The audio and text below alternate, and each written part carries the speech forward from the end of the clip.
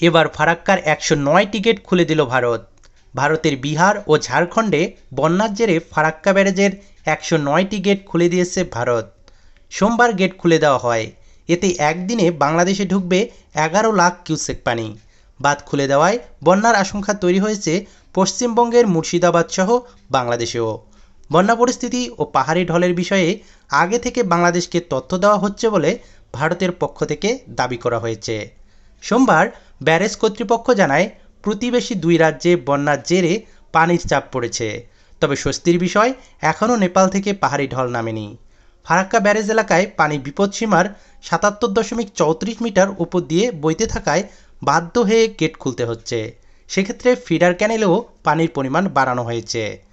Farakka ব্যারেজের general manager আরদেশ Pandey বলেন, Farakka barrage কর্তৃপক্ষ সবসময় অ্যালার্ট রয়েছে। প্রতি মুহূর্তে নজর রাখা হচ্ছে।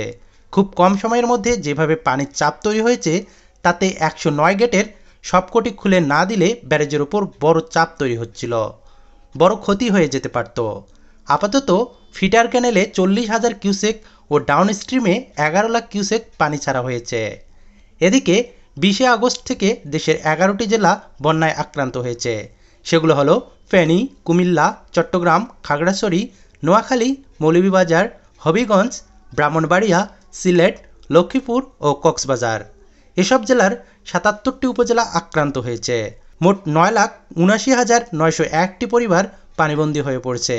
ক্ষতিগ্রস্ত লোকের সংখ্যা 50,93,530 জন। এরকম আপডেট বন্যার খবর জানার জন্য আমাদের চ্যানেলটি সাবস্ক্রাইব করুন এবং ভিডিওটাতে লাইক দিয়ে শেয়ার করুন।